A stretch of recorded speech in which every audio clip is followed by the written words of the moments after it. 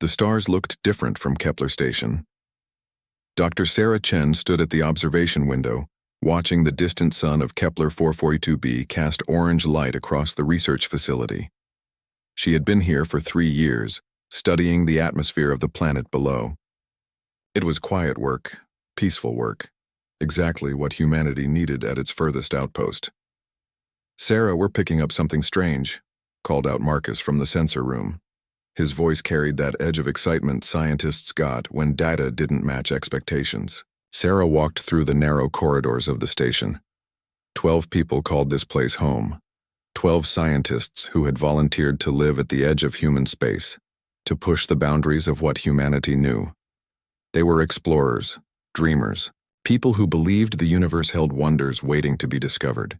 The sensor display showed something that made Sarah's breath catch. A ship. Not human. Definitely not human. The design was all wrong. The energy signature completely foreign. After 200 years of space travel, humanity had never found anyone else. Until now. "Get everyone to the command center," Sarah said quietly. "We're about to make history." Within minutes, all 12 crew members crowded into the small room. They stared at the screen, watching the alien vessel approach. It was massive, easily 10 times the size of their station. The hull was dark, covered in what looked like armor plating. Weapons bristled from its surface. "Should we be worried about those weapons?" asked Jennifer, the youngest of the crew. She was only 26, fresh from Earth with her doctorate in xenobiology. "Every species would protect themselves," Sarah answered, trying to sound confident. "We come in peace. They probably do too." Sarah recorded a message. She spoke in clear, simple terms, explaining that they were scientists, that they meant no harm, that humanity wanted friendship. The station's computer broadcasted in radio waves, light pulses, and mathematical sequences, every way they could think to communicate. They waited. The ship came closer. "They're slowing down," Marcus reported. "They're definitely responding to us." Hope filled the room. First contact, peaceful first contact. This was everything humanity had dreamed about. Sarah smiled, imagining the celebrations back on Earth, imagining the new era of galactic cooperation and shared knowledge. The alien ship stopped a few kilometers away. Its weapons arrays rotated, tracking the station. Then the communication came. Not words, not symbols. A scan. Deep, penetrating, examining every inch of the station, every human inside it. Sarah felt nothing, but the computers showed the scanning, beams passing through walls, through equipment, through flesh and bone. "They're analyzing us," Marcus said, "learning about our biology, our technology." The scan ended. For a moment, nothing happened. Sarah held her breath. Then text appeared on their screens, translated by their computer from the alien signal. The translation was rough, broken, but clear enough. Primitive, weak. Territory claimed. Sarah's stomach dropped. "Broadcast again," she ordered. "Tell them we're peaceful. Tell them we can negotiate." They sent message after message, offers of friendship, of trade, of mutual respect. Each one went unanswered. The alien ship just sat there, weapons trained on the station. "Sarah, they're charging weapons," Marcus said, his voice shaking. "Multiple targets locked on us." "Open all frequencies," Sarah commanded. "Broadcast everything to Earth. Live feed. If this is happening, Earth needs to know." The station's transmitters sent everything back home. The images, the data, the fear in Sarah's voice as she made one final plea to the aliens. "We are human," she said into the recorder. "We are scientists. We have families. We have children. We came here to learn, not to fight. Please, we mean you no harm." The alien response came through text again. "Sentience confirmed. Extermination proceeding. Let this mark our territory." The first missile hit the science wing. Jennifer died instantly along with Marcus and 3 others. The explosion tore through the station's hull, atmosphere screaming out into space. Alarms blared. Emergency bulkheads slammed shut, but they were never designed for military attacks. Sarah grabbed the recorder, pulling herself through the damaged corridors, 6 of them left now. 6 terrified scientists who had only wanted to study the stars. Earth, this is Kepler Station. Sarah gasped into the recorder. Her ears were bleeding from the pressure change. We made first contact. They killed us. 6 missiles inbound. They're not stopping. There. Another explosion cut her off. The station shook. 2 more dead. Sarah could hear screaming from somewhere. The lights flickered and died, replaced by the dim red glow of emergency power. The alien ship moved closer. Through the cracked observation window, Sarah could see smaller craft launching. Boarding pods. They weren't just destroying the station. They were coming inside. They want to make sure, Sarah whispered into the recorder, still transmitting. They want to make sure we're all dead. Earth, if you receive this, tell my family I love them and tell them this. We tried peace. We offered everything. They chose this. The boarding pod tore through the hull. The sound of metal rending was like the universe screaming. Alien soldiers poured in, huge creatures covered in dark armor. They moved with purpose, with efficiency. They had done this before. Many times before. Sarah ran. 3 others with her. They hid in the medical bay, barricading the door with equipment. It bought them 2 minutes. The aliens cut through with burning lasers, melting the metal like butter. The creatures towered over them, nearly 8 feet tall. Their faces were hidden behind helmets, but their eyes glowed a sickly yellow. One of them grabbed Sarah, lifting her like she weighed nothing. She struggled, kicked, fought with everything she had. It didn't matter. She was a scientist, not a soldier. The alien examined her the way a human might examine an insect. Curious. Detached. Then it threw her against the wall. She felt ribs crack, tasted blood. The last thing Sarah saw was her recorder, still transmitting, still sending everything back to Earth. With her final strength, she spoke one more time. 12 of us came here to explore, to learn, to prove humanity deserved a place among the stars. We tried peace, remember that. We tried peace first. The alien's weapon fired. Sarah Chen, commander of Kepler Station, died along with the last 3 members of her crew. 12 scientists, 12 humans who had volunteered for humanity's furthest mission. The aliens planted a marker on the ruined station, a territorial claim, a warning to any other humans who might wander into what they now considered their space. Then they left, returning to their massive ship. To them, it was routine, just another primitive species eliminated. Another system claimed for their empire. The transmission took 6 months to reach Earth. 6 months of data streaming across the void. Every moment recorded. Every death captured. Every attempt at peace documented. When it finally arrived, humanity watched in horror. They saw Sarah's final moments. They heard her final words. They witnessed 12 of their own slaughtered for the crime of existing. In the halls of Earth's government, in the homes of the victims' families, in the hearts of every human who watched that transmission, something changed. Something cold and ancient awakened. A fury that had built civilizations and toppled empires. A rage that had once conquered Earth itself, then reached for the stars. The aliens had wanted to make an example. They had wanted to show these weak, primitive humans what happened to those who entered claimed space. They succeeded, just not the way they intended. Humanity had tried peace first. Now they would try something else. The transmission played in the United Earth Council chambers. Every delegate watched in silence as Sarah Chen spoke her final words. As the alien soldiers cut through doors, as 12 scientists died one by one, begging for mercy that never came. When it ended, the chamber remained silent. President Elena Volkov stood at her podium, her hands gripping the wood so hard her knuckles turned white. She was 62 years old. She had survived the resource wars, had helped unite Earth's fractured nations. She thought she had seen humanity at its worst. She was wrong. The transmission has been verified, she said quietly. It's real, all of it. Kepler Station is gone. Our people are dead, and we now know with certainty that we are not alone in the universe. The delegates erupted.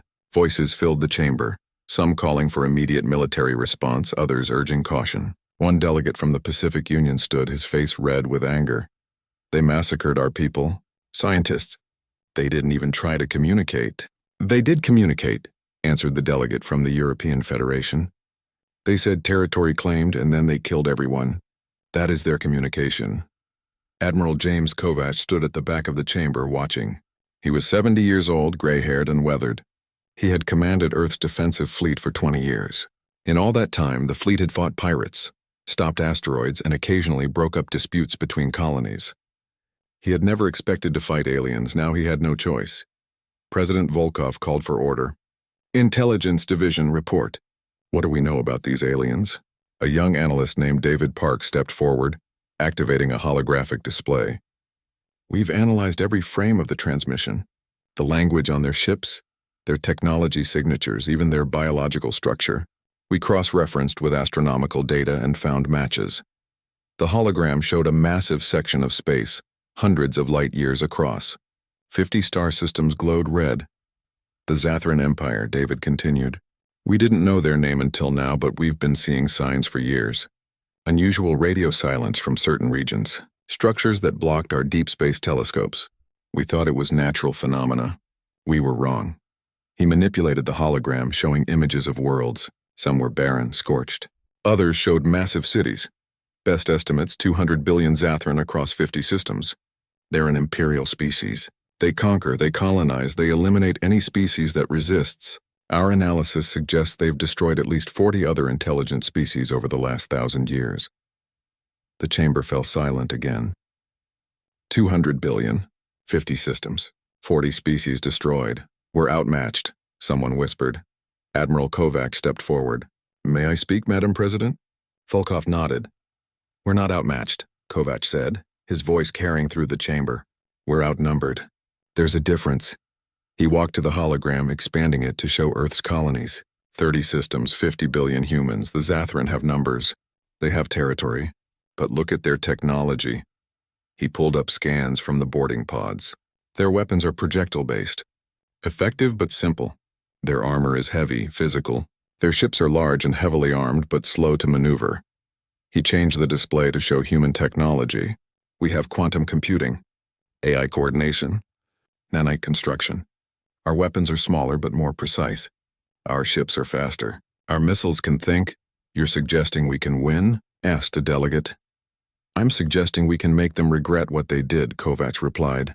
The Zathran killed our people because they thought we were weak. They thought we were primitive. They made assumptions based on one isolated station. He looked around the chamber. They don't know about Earth. They don't know about our shipyards, our weapons research, our military capabilities. They think they killed 12 scientists at the edge of explored space. They have no idea what's coming. President Volkov studied the admiral. You want total war? No, Madam President. I want justice. But I want it done right. I want those aliens to understand that humanity doesn't forgive genocide. Not now.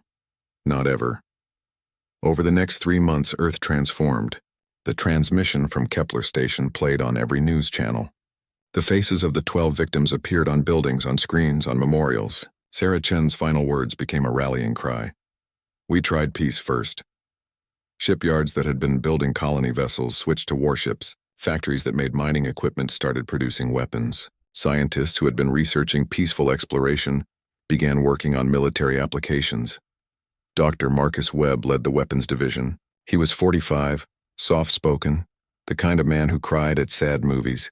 He had known Jennifer Kim, the youngest scientist killed at Kepler. She had been his student, his protege. Now he designed weapons to kill those who had murdered her. The Cascade Protocol is ready, he reported to Admiral Kovacs. They stood in a secure lab, watching a simulation on screens. Explain it simply, Kovacs said. Nanites, billions of them. We deploy them near a target. They self-replicate using available materials, and they dismantle military infrastructure. Power plants, weapons factories, shipyards. They're programmed to avoid organic matter in civilian structures. But anything military gets broken down to components. How fast? A single deployment can disable an entire industrial moon in 72 hours. Kovacs watched the simulation. Tiny machines, invisible to the naked eye, spreading like a virus through metal and circuits. It was terrifying. It was necessary. Meanwhile, reconnaissance missions launched in secret. Stealth ships, small and fast, jumped to the edges of Zathran space. They watched. They recorded. They learned. The Zathran Empire was vast but complacent. They hadn't fought a real war in generations. Their military existed to crush primitives and maintain order. Their ships were powerful but predictable. Their tactics were standard, rehearsed, inflexible. They had conquered 40 species. None of them had fought back effectively. The intelligence reports painted a clear picture. The Zathran were bullies. Dangerous, powerful bullies, but bullies nonetheless. They had never faced an enemy that could adapt, that could innovate, that could match their fury with cold, calculated rage. 6 months after Kepler Station fell, the fleet was ready. 300 ships, humanity's largest armada. Each one bristled with weapons that had been theoretical 6 months ago. Each one crewed by volunteers who had watched the transmission, who had seen what the Zathran did to defenseless scientists. President Volkov addressed the fleet before they launched. Her face appeared on every screen in every ship. 6 months ago, we learned we are not alone, she said. We learned it in the worst possible way. 12 of our people died trying to make friends with the universe. They were killed for existing, for being in the wrong place, for being human. She paused, letting the weight of those words sink in. The Zathran Empire thinks we're weak. They think we're primitive. They killed our people as a warning, as a territorial marker. They wanted to teach us our place in the universe. Her expression hardened. Today we teach them instead. We teach them that humanity protects its own, that we remember our dead, that we tried peace, and when that failed, we bring something else. Admiral Kovac stood on the bridge of the flagship, the ECS Retribution. Around him, the fleet powered up their faster-than-light drives. New technology barely tested, capable of crossing the distance to Zathran space in weeks instead of years. All ships, this is Kovac. You know the mission. You know what they did. You know what we're here to do. He looked at the faces of his crew, young and old from every nation on Earth, united by purpose. We're not going there to conquer. We're not going there to build an empire. We're going there to make sure no alien species ever looks at a human and thinks easy prey again. The drives engaged. Space twisted, folded. The fleet vanished from Earth's orbit. When they emerged at the edge of Zathran territory, the war began, and the universe would never be the same. The mining colony of Keth Prime never saw them coming. It was a Zathran industrial world, home to 3 million workers and a small defensive fleet. The planet itself was ugly, stripped bare of resources, its surface scarred by massive excavations. To the Zathran, it was just another source of materials for their endless expansion. To humanity, it was the first target. Commander Sarah Okonkwo stood on the bridge of the ECS Vengeance, watching the planet grow larger on the screens. She was 38, born in Lagos, trained in tactics at the Mars War College. She had volunteered for this mission within hours of seeing the Kepler transmission. All ships battle positions, she ordered calmly. Remember the plan. Fast, precise, overwhelming. The human fleet emerged from FTL in a sphere around the planet, 100 ships surrounding Keth Prime from every angle. The Zathran garrison detected them immediately, alarms blaring across the colony and its orbital platforms. The Zathran response was exactly what the reconnaissance predicted. Their 20 defensive ships moved into a standard formation, a wall of armor and weapons designed to meet attackers head-on. It had worked for centuries against species that fought with similar tactics. Humanity didn't fight fair. Deploy drones, Sarah commanded. From each human ship, thousands of small autonomous fighters launched. They were tiny, barely larger than a person, controlled by linked AI systems. Each one carried weapons powerful enough to cripple larger vessels. Together they formed a swarm of 40,000 deadly machines. The Zathran ships opened fire. Their weapons were powerful, each shot capable of destroying a small ship. But they were designed to fight dozens of enemies, not thousands. The drones scattered, reformed. Attacked from angles the Zathran gunners couldn't track fast enough. Commander Threlkor watched from the bridge of his garrison flagship as the sensors showed more and more targets. 20 enemy ships became hundreds, became thousands. His weapons crews fired continuously, hitting targets, destroying dozens of the small craft. It wasn't enough. For every drone destroyed, 5 more slipped through. They swarmed his ships like insects, targeting engines, weapons arrays, communication dishes. Precision strikes that disabled rather than destroyed. What are they? Threlkor demanded. What species fights like this? His communication officer looked up, face pale. "Sir, we're receiving a transmission. They're broadcasting on all frequencies." "Put it through." A human face appeared on the screen. Female, dark-skinned with cold, determined eyes. "I am Commander Sarah Okonkwo of the Earth colonial ship Vengeance," the human said. "6 months ago, your empire murdered 12 human scientists at Kepler Station. They were unarmed. They begged for mercy. You gave them none." Threlkor's blood went cold. The humans. The primitives from Sector 447. But they had sent only the one ship to investigate, only to find ruins. How did these humans cross such distances? How did they have such weapons? "This is your only warning," the human continued. "Evacuate all civilian personnel from Keth Prime. You have 1 hour. Your military assets will be destroyed. Your colony will be disabled. This is payment for 12 lives. 1 hour? Threlkor snarled. "Arrogant primitives. We are the Zathran Empire. We have conquered 40 species. We will crush—" His ship shuddered as 3 more drones struck the engine section. The lights flickered. 59 minutes, the human said, and cut the connection. The battle lasted 14 minutes. Not the hour the humans promised, but 14 minutes from first shot to last. The Zathran ships tried every tactic they knew. They formed up, they scattered, they tried to ram the human vessels. Nothing worked. The human ships moved like they were dancing, controlled by AIs that predicted every move, every shot. When the Zathran tried to target them, the humans had already moved. When the Zathran retreated, the humans cut off their escape. One by one, the Zathran garrison ships went dark. Engines destroyed. Weapons offline. Crew trapped inside disabled hulls waiting for rescue that might not come. Threlkor's flagship was the last. He stood on a bridge lit only by emergency power, watching the human ships surround him. His crew was silent, shocked. They had never lost. Not like this. Not so completely. "All civilian transports, you are clear to evacuate," came the human's voice over the radio. "Military personnel will be recovered by your empire after we leave. This colony is now offline." Through the view screen, Threlkor watched small objects fall toward the planet. Thousands of them, glinting in the system's sun. They hit the industrial zones, the weapons factories, the mining facilities. "What have they deployed?" his science officer asked. They watched in horror as the nanites began their work. Massive factory complexes started to collapse, not from explosions, but from systematic dismantling. Metal supports dissolved. Power plants went silent. Weapons foundries crumbled.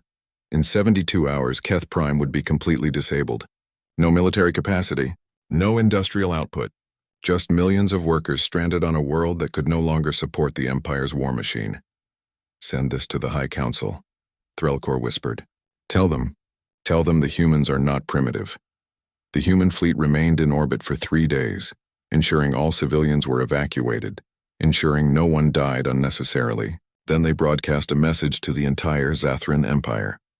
Admiral Kovac's face appeared on every Zathran screen, every command center, every military installation.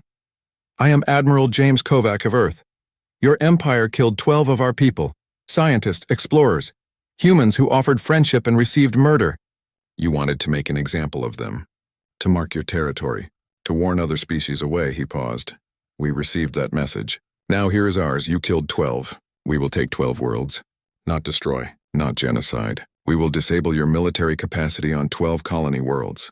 We will remove your ability to wage war. And if you attack human civilians, if you target our colonies, if you try to do to others what you did to Kepler Station," his expression became ice, "then we will show you what total war actually means. You have been warned." The transmission ended.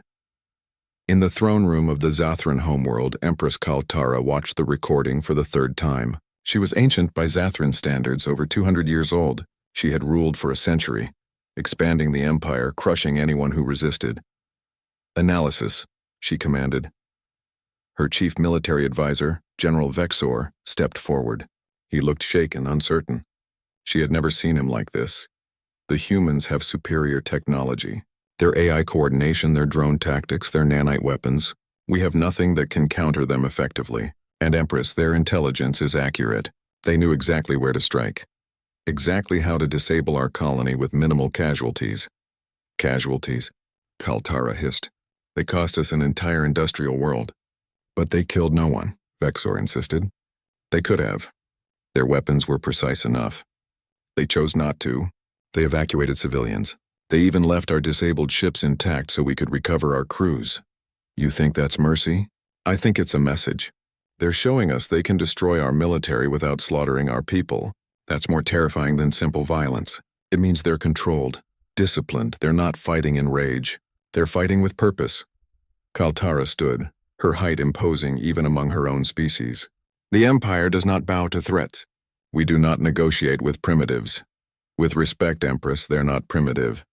Then we will teach them to fear us. Send the message to all fleet commanders. Find the human worlds, find their colonies. Show them what happens when you challenge the Zathran Empire.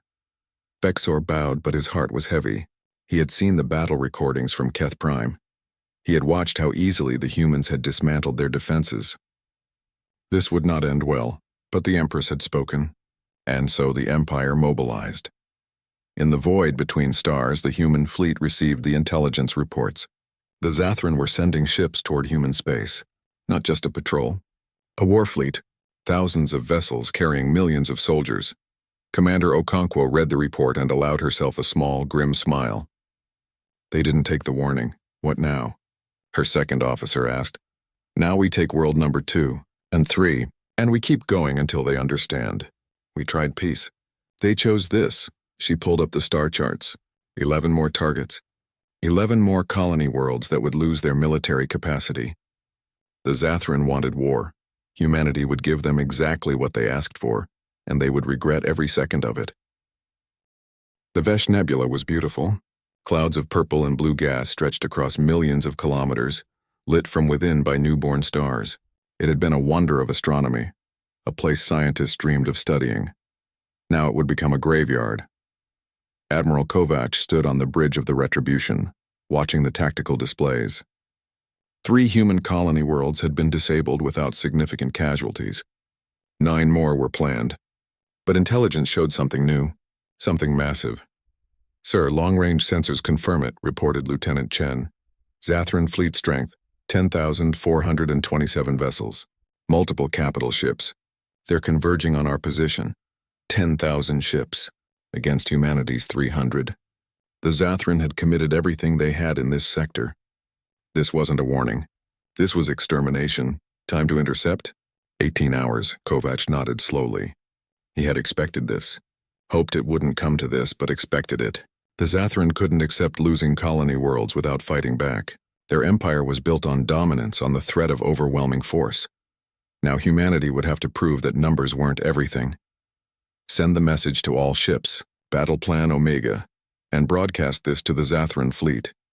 Kovac's face appeared on screens throughout the approaching Zathran armada. 10,000 ships carrying 1 million soldiers all ready to crush the human upstarts. This is Admiral James Kovac, he said quietly. You are sailing toward the Vesh Nebula. You believe you have the advantage. Superior numbers. Overwhelming force. The same tactics you've used to conquer 40 species. He leaned forward. I want you to understand something. We didn't come here to conquer you. We came here to teach you a lesson. We came here because you murdered 12 scientists who offered you friendship. Everything that happens next, everything you lose, every soldier who dies, that's on you. You had a choice. We gave you a choice. He paused, letting that sink in. Turn back now and this ends. Keep coming, and we'll show you why humanity survived as apex predators on a death world for millions of years. The transmission ended. On the Zathran flagship Eternal Wrath, General Vexor watched the message with growing dread. Empress Kaltara sat beside him, her expression unchanged. The human admiral thinks threats will stop us, she said dismissively. 300 ships against 10,000. He's desperate. Empress, we consider nothing. These humans disabled 3 of our worlds. They humiliated us. They will be erased from the universe as a warning to anyone else who dares challenge us. Vexor said nothing. He had fought for the Empire for 80 years. He had conquered worlds, crushed rebellions, destroyed fleets. But something about the human admiral's tone bothered him. Not desperation, certainty.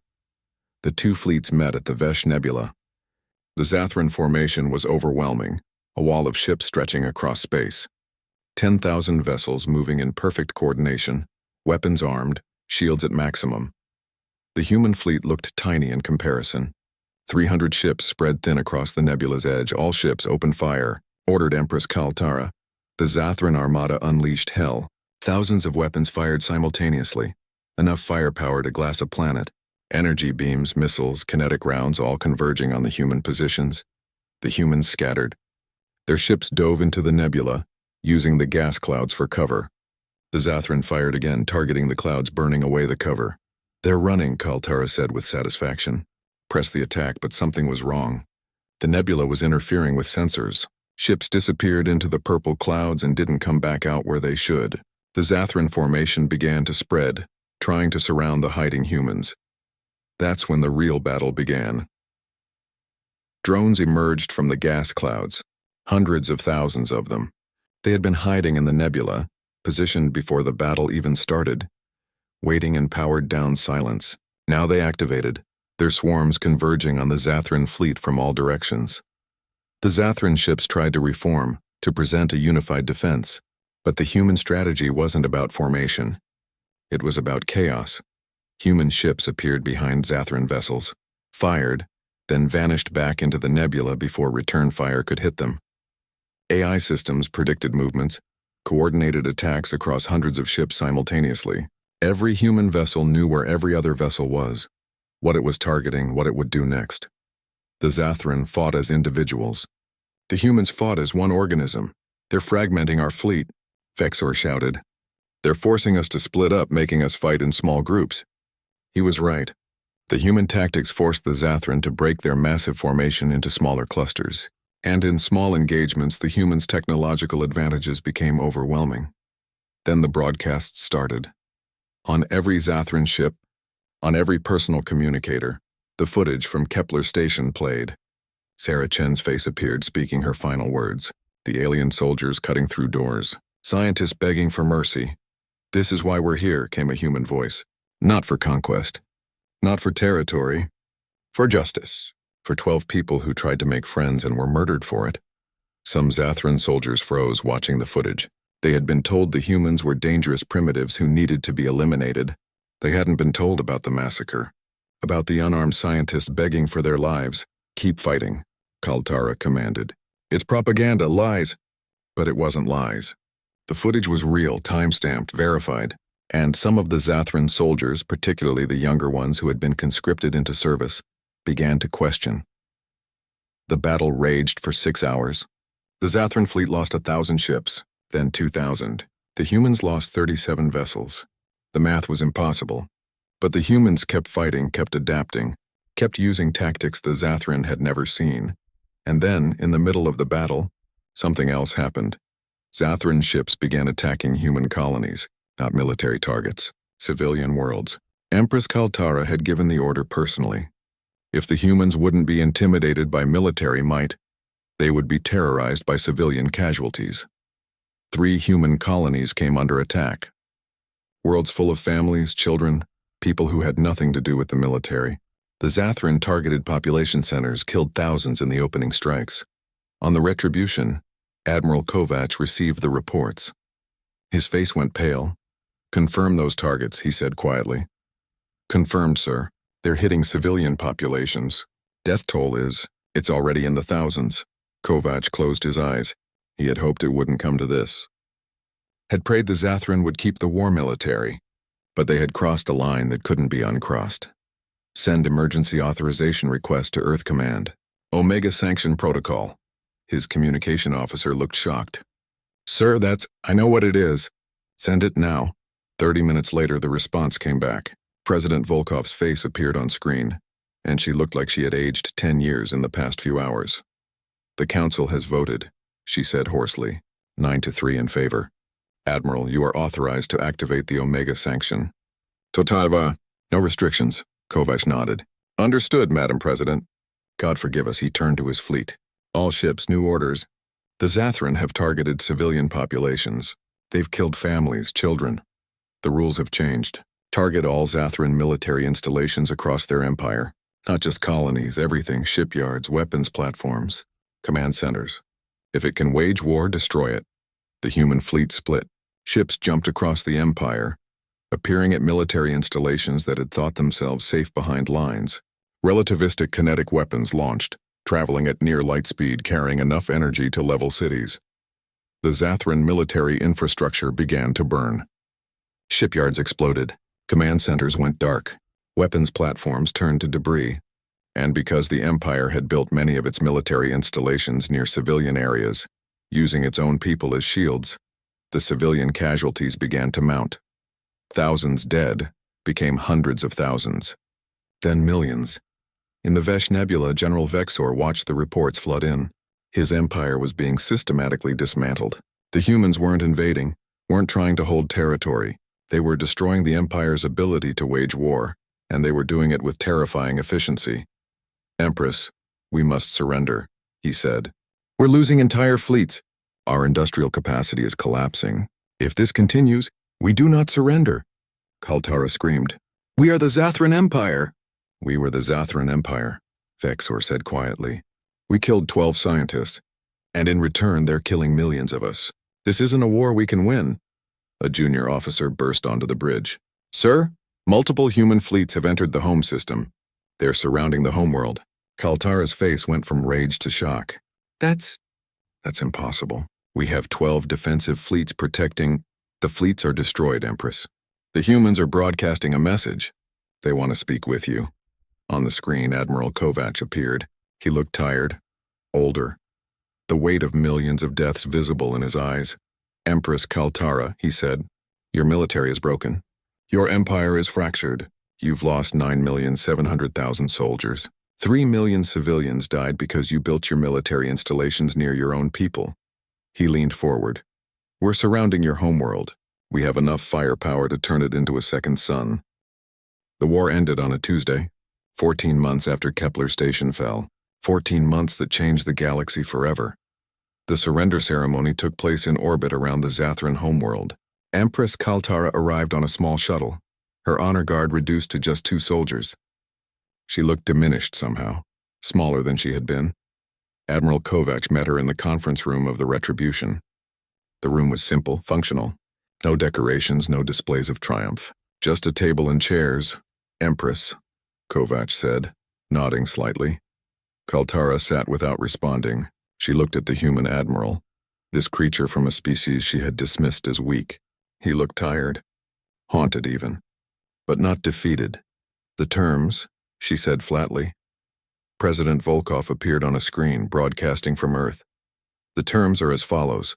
The Zathran Empire is dissolved. Your 50 systems will be broken into independent nations. You will hold democratic elections within 2 years. Your military is disbanded. All weapons of mass destruction are destroyed. You will pay reparations to the families of the 12 scientists killed at Kepler Station." Kaltara laughed bitterly. "You're destroying everything we built." "No," Volkov said quietly. "We're preventing you from destroying anyone else. 40 species you wiped out over 1,000 years. That ends now. And if we refuse?" Admiral Kovac placed a datapad on the table. "These are the coordinates of every military installation in your former empire. Every weapons factory, every shipyard, every command center. We've disabled 70% of them. The other 30% can be eliminated within 48 hours. He looked at her directly. "You don't have a choice, Empress. You lost the moment you chose to kill defenseless scientists instead of talking to them." The treaty was signed 2 hours later. The Zathran Empire, which had stood for over 1,000 years, ceased to exist. But the terms included something else, something humanity insisted on. "The Kepler Accords," Volkov explained. "A new galactic law. Any species that commits genocide, that deliberately targets civilians, that murders explorers or scientists, faces unified response from all signatories. We're creating a coalition. Any species can join, but they must agree. Unprovoked violence against peaceful people will not be tolerated." Kaltara looked at the document. "You're building an empire of your own." "No," Kovac said. "We're building something better. A galaxy where species can explore without fear. Where first contact doesn't mean extermination. Where what happened at Kepler Station never happens again." The treaty was ratified 3 months later. 47 species signed it. Species that had been hiding, afraid of the Zathran, afraid of becoming the 41st conquest. Now they had protection. The cost of that protection was written in blood.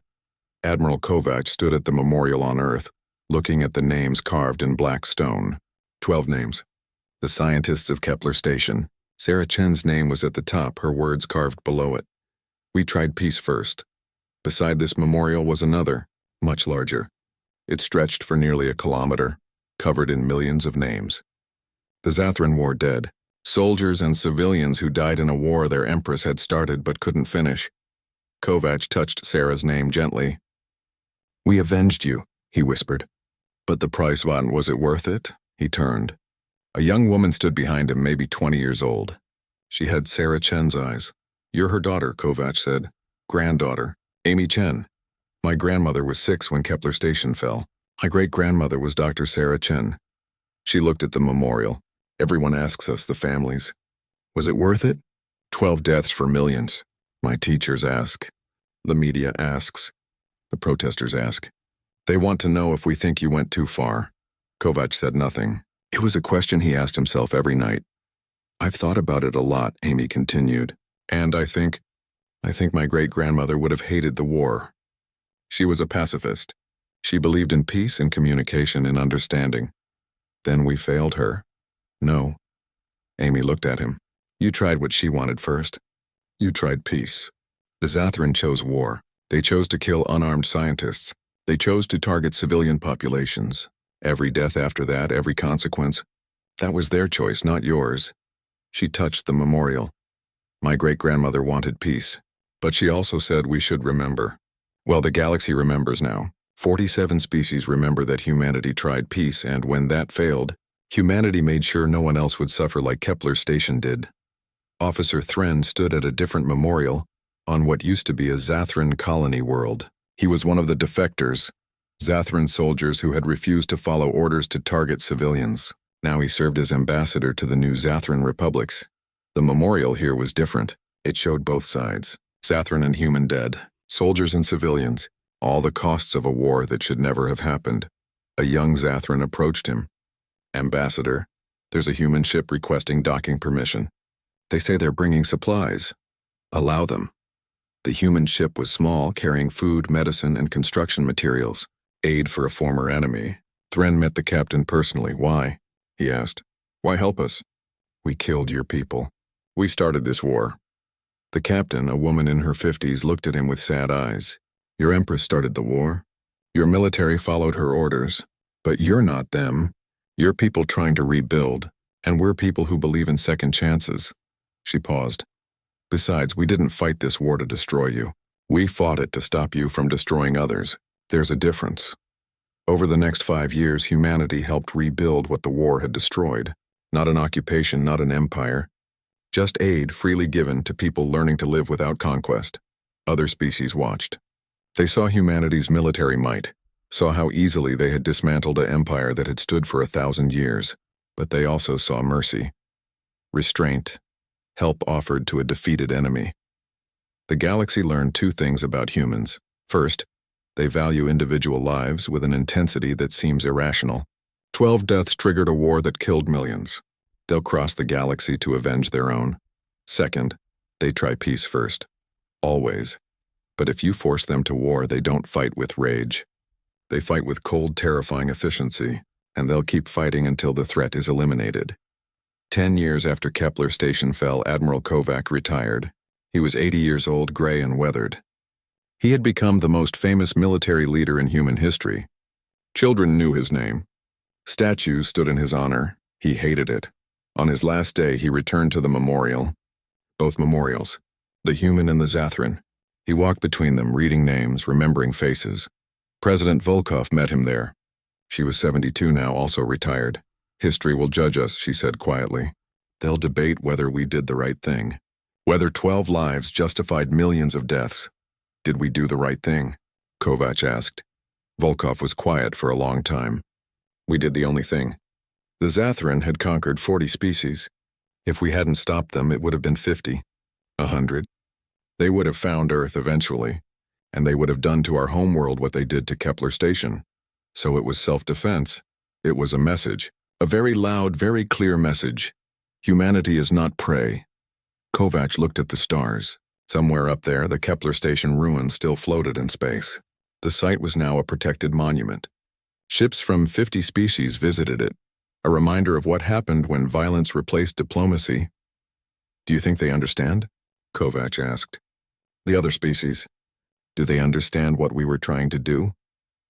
They understand that we're dangerous when threatened. They understand that we value our people. They understand that we tried peace. Volkov smiled slightly. And they understand that if they ever find themselves facing genocide, humanity will come. We'll remember them the way we remembered those 12 scientists. We're the galaxy's protectors now. Not protectors. Just people who refuse to let what happened at Kepler Station happen again. To anyone, Kovac nodded. He looked at Sarah Chen's name one final time. We avenged you, he said softly. We made sure the galaxy knows humans are peaceful but never weak. We try peace but we remember violence. And we protect our own, no matter the cost. He saluted the memorial. Then he walked away, into a future humanity had bought with blood and determination. Behind him, carved in stone, 12 names stood eternal. 12 scientists who died trying to make friends with the universe. 12 people who became the reason humanity would never let genocide stand unchallenged. The Zathran wanted to make an example. They wanted to mark their territory to warn others away. They succeeded. The example they made was this. Humanity remembers.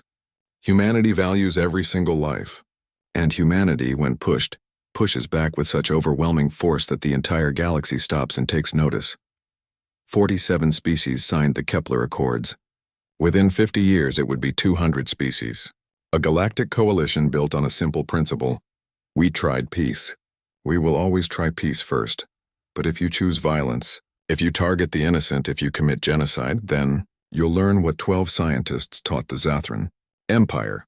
You'll learn that humanity protects its own. You'll learn that we remember, and you'll learn that there are some lines you cannot cross without consequences that echo across the stars. The war ended 14 months after it began, but its lessons would last forever.